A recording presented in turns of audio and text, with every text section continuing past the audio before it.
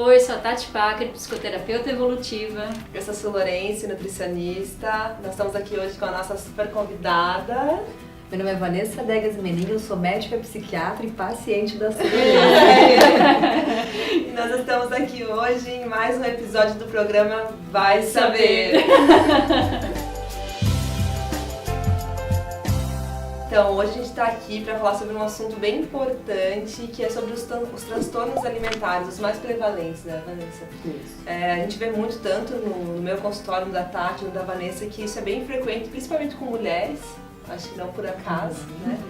Então, eu queria que você trouxesse aqui pra gente quais são os principais, o que tu percebe nisso normalmente, assim, quais são os transtornos que tu mais vê e quais são as características deles, assim. Sim, transtorno alimentar é um transtorno mental, isso é bem importante a gente pontuar. Existem 3 transtornos alimentares, que é a anorexia nervosa, a bulimia nervosa e as compulsões periódicas. Existem outros que não entram ainda nos critérios diagnósticos do DSM, mas também são prevalentes e a gente precisa pensar sobre isso também. E eu acho que essa questão de ser mais o sexo feminino tem muito essa questão mesmo da cobrança que a gente tem da mulher, bem frequente por essa questão da imagem, de ir em busca da magreza, o padrão de beleza que é ideal, né? Porque eu acho que deve ser 80% feminino nessas compulsões. Talvez mais, Su. Acredito que a prevalência é maior no consultório do que na literatura mesmo. Acredito que 90% são meninas, geralmente se inicia na adolescência, até na pré-adolescência.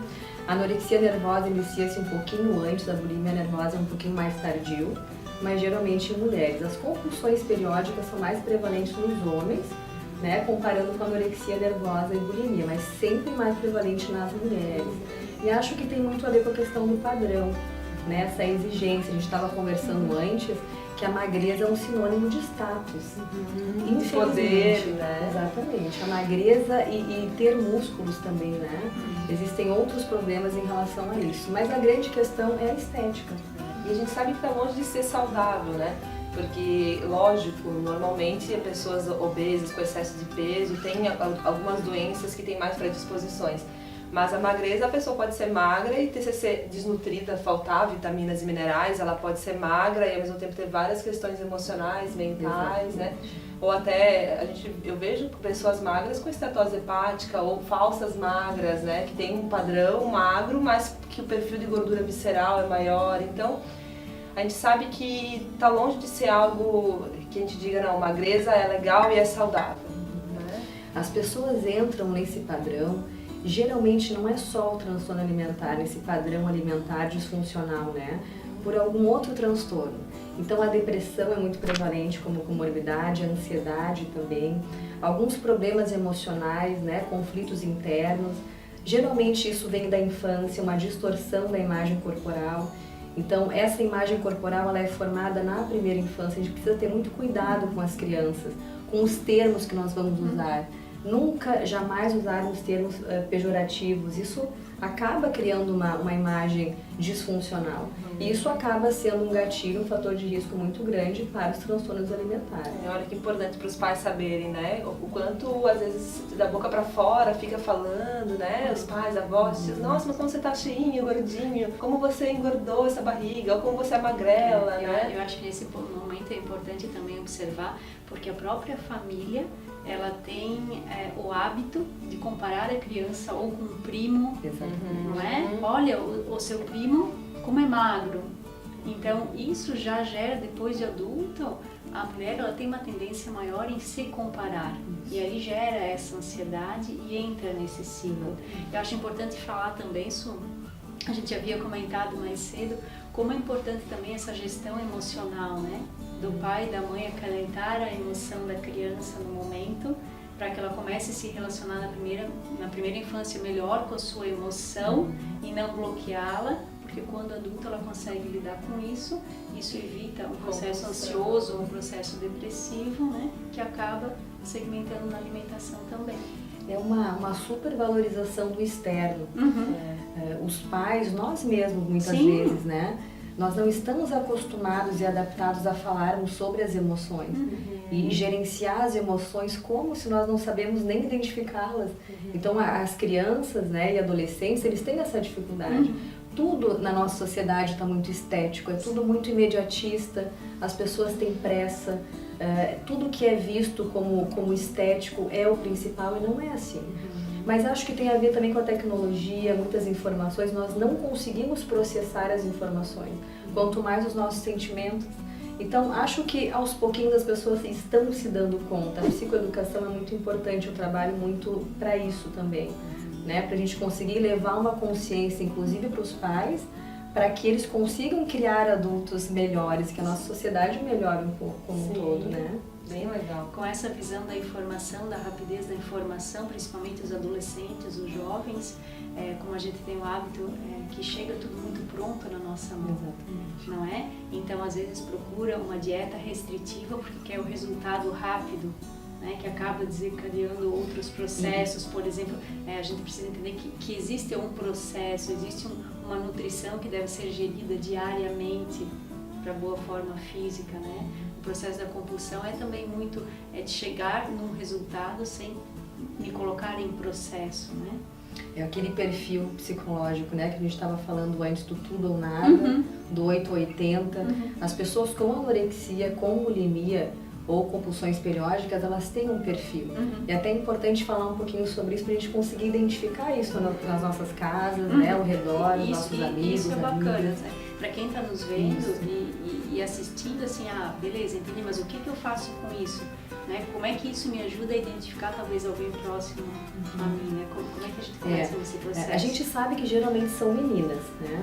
A anorexia nervosa são pessoas, indivíduos que não toleram o peso normal. São pessoas que geralmente têm o peso muito abaixo do peso, nunca normal. Bulimia nervosa já são indivíduos que têm o peso normal ou até excesso de peso. Então, na anorexia são pessoas mais controladoras, com um perfil mais perfeccionistas, ficam muito tempo sem comer. Existem dois tipos basicamente, né? Que são os restritivos e os purgativos, né? E que fazem as compulsões periódicas e depois purgam, compensam de alguma forma. Então, os restritivos são os anoréxicos que ficam realmente sem comer por períodos muito longos, né? Isso não tem nada de saudável. E além disso, quando eles têm muito tempo, porque o corpo precisa de comida, de alimento, muito tempo de anorexia, de jejum, acabam, é um gatilho para as compulsões. Então se alimentam de uma forma muito excessiva e acabam purgando de alguma forma, usam laxantes, diuréticos. Então os pais que estão nos assistindo, né, prestem atenção nas gavetas dos seus filhos, cuidando com a questão da privacidade também, mas diuréticos, laxantes, enemas, né, isso tudo acaba gerando um problema físico com o passar do tempo. Muitos problemas intestinais podem acontecer e outros, né, até cardíacos, dependendo da dieta ou não, da restrição alimentar, né.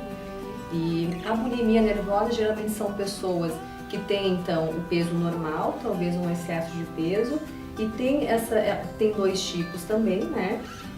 Pode ser purgativo ou não purgativo, então purgativo também utilizam de substâncias, né? Explica pra gente o que é purgativo. Purgativo é uma compensação da ingesta excessiva de alimentos, né? Certo. Então, laxante, né? Okay. Só que as pessoas acham também, isso é importante falar, que com o vômito, que é o principal método purgativo, as pessoas vão conseguir eliminar tudo que comeram naqueles minutos, né? Aquela quantidade excessiva. E, na verdade, é só 30%.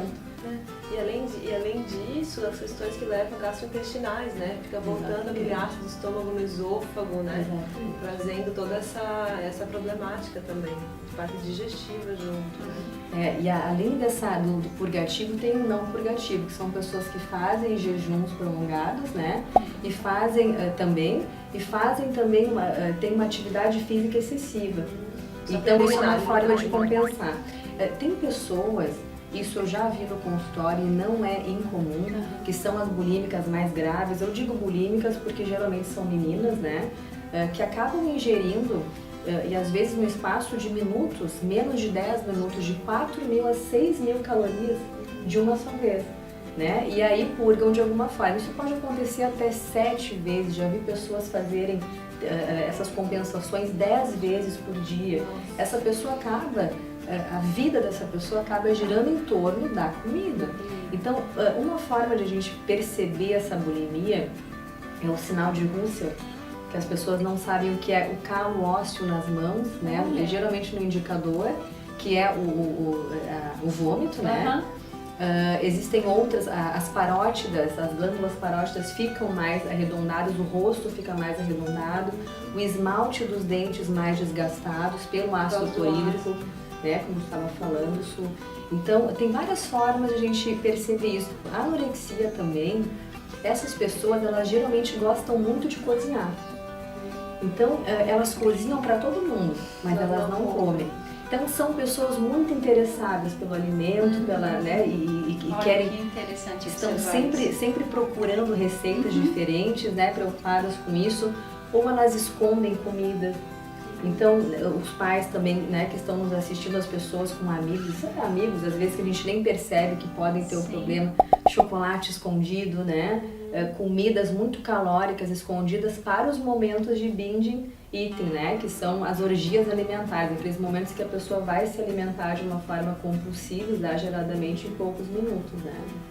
Não, bem legal, pra gente começar a observar, porque a gente acha às vezes que está longe da gente e acontece muito perto, né? Então, ficar de olho, porque às vezes a própria pessoa nem sabe direito que ela está nesse processo ou não identifica, algumas sabem, né? Que é a bulimia é importante ressaltar que muitas pessoas não percebem. Tem pessoas que passam o resto, as suas vidas inteiras purgando de alguma forma. Então, isso parece como se fosse até um método, uma dieta. Eu já ouvi. Então, porque com o processo do vômito, para as pessoas que nunca fizeram, para as pessoas que não têm essa vivência, pode parecer muito horrível vomitar, né? Mas isso se torna uma rotina. Bem natural. E as pessoas, depois de um certo tempo, elas não precisam mais usar nem o dedo, nem a escova de dente, nem nada que tenha em mãos, né, para ajudar. Simplesmente conseguem. Então, elas viram e vomitam e as pessoas não percebem. Outra situação importante também, pessoas que se alimentam e vão em seguida para o banheiro.